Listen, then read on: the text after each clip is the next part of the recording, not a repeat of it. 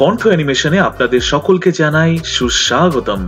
আপনারা নিশ্চয়ই আগের ভূতের গল্পগুলো শুনেছেন, ভালো লেগেছে। এখন আর কোনো ভূতের গল্প নয়, আমি আবার আপনাদের সকলের জন্য নিয়ে এসেছি হাসির গল্প। আজকের প্রথম গল্প আশাপূর্ণা দেবী রচিত মাখন বিলাসী। এই গল্পটা আমার বানানো নয়, সত্যি গল্প। বলেছিল আমার ভাগ্নে নিত্যহরি।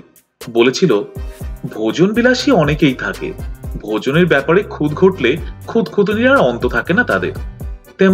তেমন হলে তো খুন চেপে যায় মাথায়। যেমন হয়েছিল আমাদের গ্রামের একদা জমিদার বংশধর শ্যামরতন গাঙ্গুলির। শ্যামরতনের ফাঁসিতে লটকাবার কারণ তো ওই ভোজন বিলাস। না, ফাঁসির খাওয়া খেয়ে মরেননি শ্যামরতন, তেমন স্থূল বিলাস ছিল না তার, কিন্তু ছিল সূক্ষ্মাতি সূক্ষ্ম ব্যাপার। শ্যামরতনের নাক আর জিভ ছিল আণবিক শক্তি সম্পন্ন।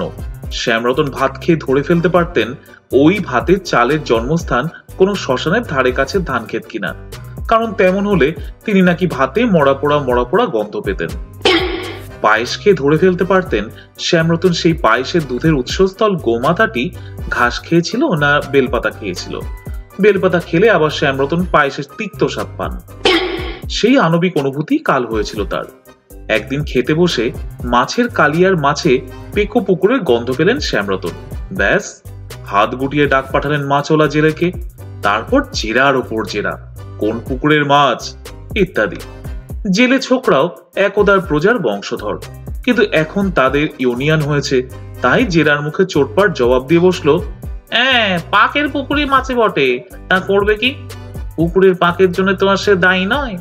আর যাই কোথায়, একে দুপুরের ভোজটি গুবলেট, তাই আবার চোটপাট জবাব। দাঁড়িয়ে করে হাতের কাছে ভারী কাঁসার গ্লাসটা ছুঁড়ে বসলেন শ্যামরতন। আর বললে বিশ্বাস করবে না তোমরা, গেলাস খেয়ে ছোকরা সেই যে রক চেপে বসে পড়লো, আর উঠল না। একবারই লোক সাক্ষী, পালাবার পথ রইল না, ফাঁসি কাটে ঝুলতে হলো শ্যামরতনকে। তা শ্যামরতনের মতো অত কড়া না হলেও ভোজন বিলাসী অনেক আছে, ওটা অনেকের দেখা। আবার শয়ন বিলাসীও আছে ঢের। শয়ন বিলাসীর সংখ্যাও নেহাত কম নয়। মশারির বাইরে মশা ঘুরলেও ঘুম ভেঙে যায়, তোষকের নিচে এক গাছা চুল থাকলেও ঘুম আসে না, এমন লোক আমাদের নিজের চোখেই দেখা। এরা জীবনে শত প্রয়োজনেও অপর কারো বাড়িতে রাত্রিবাস করতে পারে না। এরা শয়ন বিলাসে হানি ঘটবার ভয়ে নিকট আত্মীয়ের ব্যাপারেও রাতের মড়ায় কাঁদ দেয় না, দূরপাল্লায় বিয়ে বাড়ি যায় না, আর সাত জন্মেও ভ্রমণে বেরোয় না। রেলগাড়ি এদের কাছে বাঘ। এরা অদ্ভুত, তবু এরা সমাজ মান্য ব্যক্তি। এদের পরিচয় অল্প বিস্তর সকলেরই জানা। ভোজন বিলাসী, শয়ন বিলাসী এসব শব্দ অভিধানেই আছে, কিন্তু মাখন বিলাসী আছে এই শব্দ অভিধানে? না, আমি তো দেখিনি।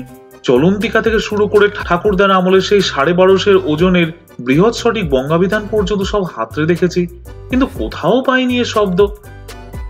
তার মানে আমাদের চাটুজ্জেদা স্রেফ স্বয়ম্ভু।